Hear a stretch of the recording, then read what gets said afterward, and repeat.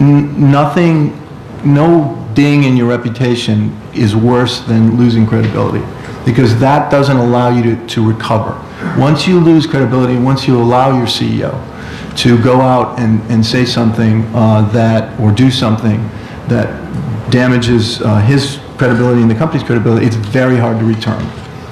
So that, that's, kind of the conversation that you're having all the time.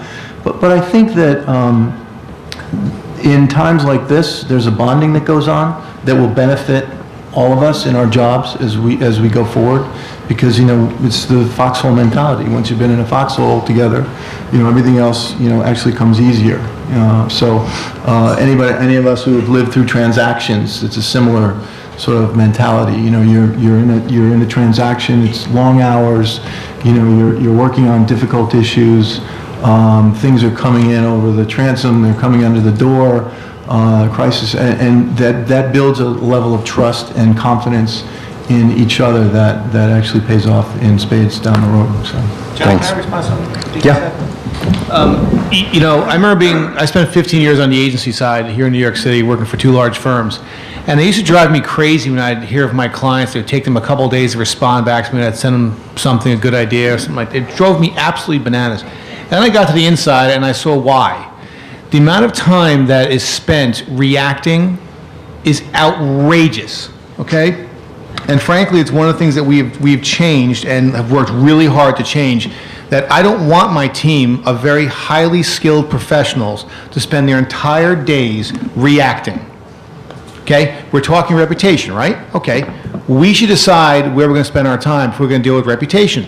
So the ability to try and take this reactionary mode that we're in and actually turn it on its head and go to the proactive side, and back to what Gary's just getting to, the ability for us to do that is actually close to virtually impossible, which is why Mission Impossible is actually on my phone.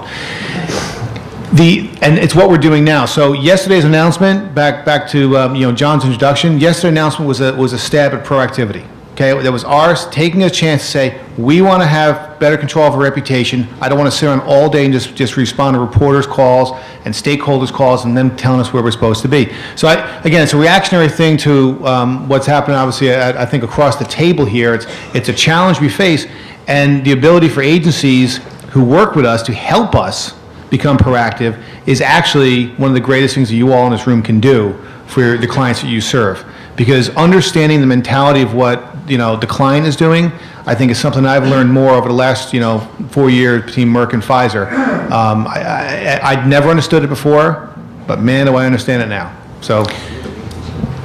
And Steve, actually, what you said before made me think about what's more important at your firm right now. Is it internal communications to your employees, given the 10% layoff?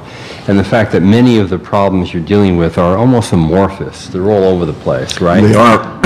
or is it external? Is it more an internal job right now? Unfortunately, it's all of the above. But you do have to start internally, because you've got to get the employees online and understanding what's going on. So we're explaining to them the regulatory issues and the exposure issues first, so that they can communicate with their customers, which is the most important thing, and also to rebuild their confidence in the firm. So I would say it starts with the employees, and then key is the clients.